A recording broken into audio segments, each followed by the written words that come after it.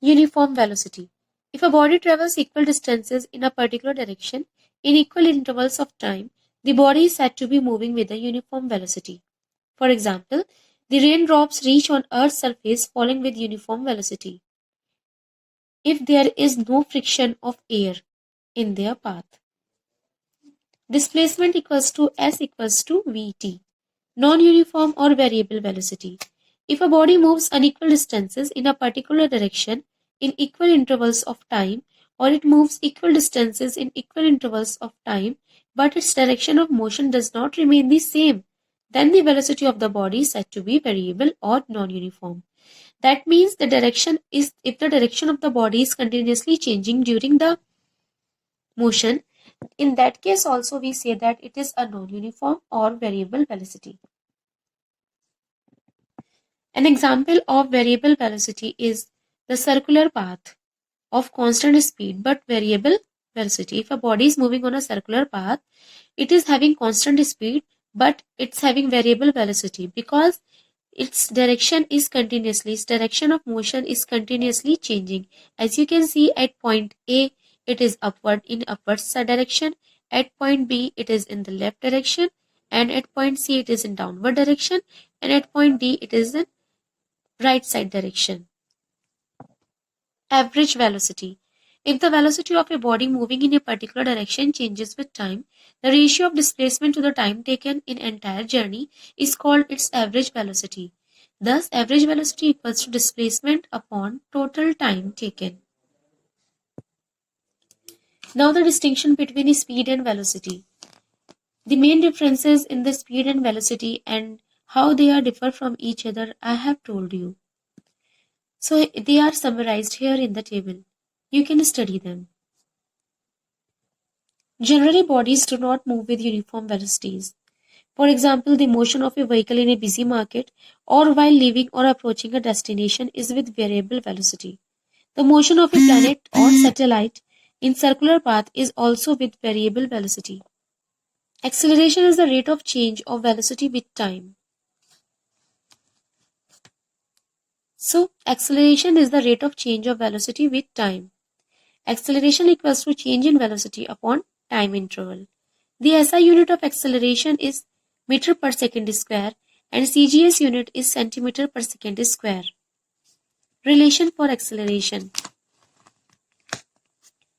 As we are saying that acceleration is equals to change in velocity. So if a body is moving in a straight line in a fixed direction with the initial velocity u and its final velocity is small v after time t, then acceleration a equals to v minus u upon t or v equals to u plus at. If v is greater than u, then a is positive. Thus, a is the acceleration.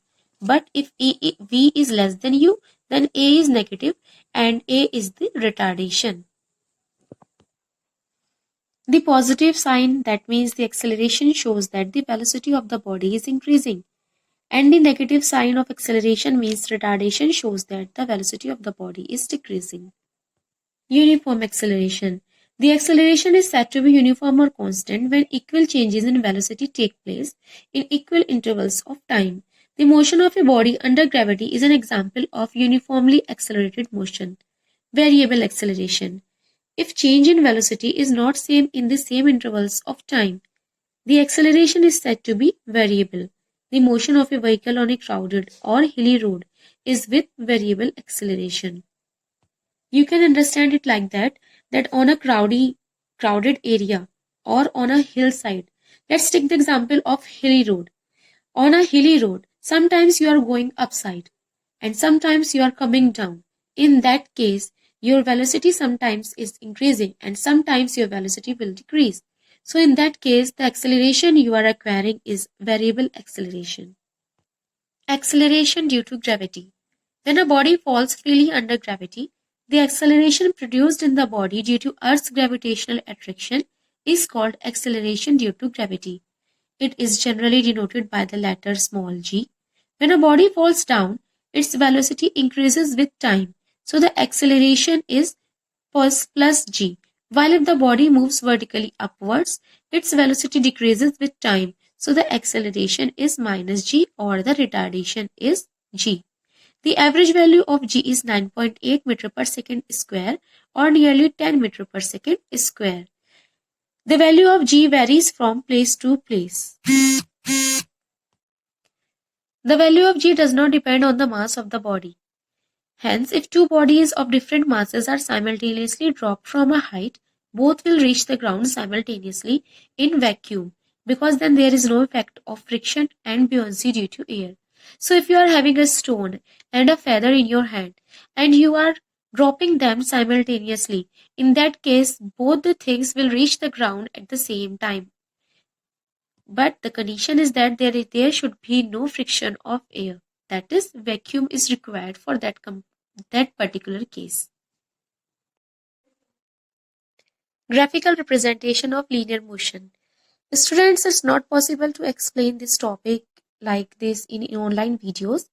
So when I'll take your online class of physics, in that class I'll explain you about all these graphs of linear motion. So I'm not covering this topic in this online video. Equations of motion. For motion of a body, there are three equations which give the relation between initial velocity, final velocity, acceleration, time of journey, and distance traveled. First equation is v equals to u plus at.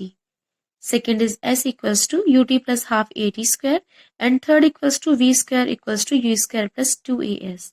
Derivation. Graphical method has been given in your book to derive these equations.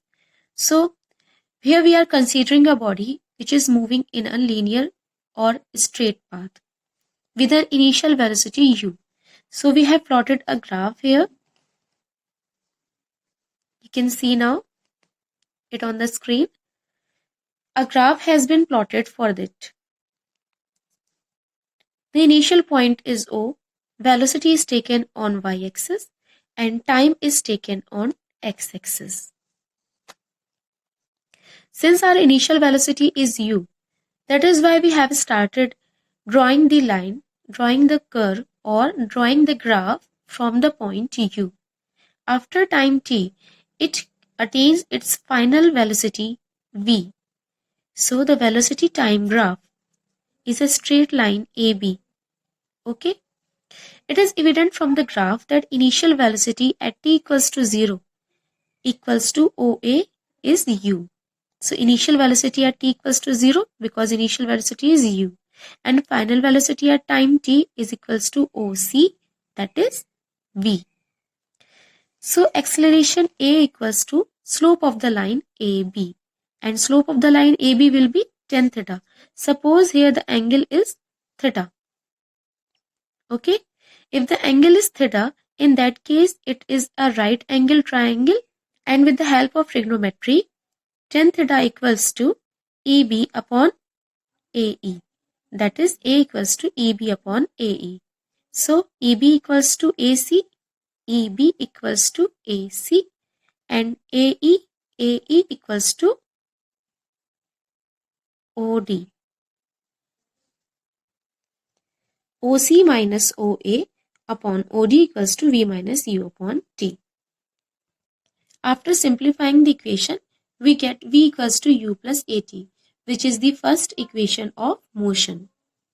The next is the distance s traveled in time t is equals to area of trapezium O, A, B, D.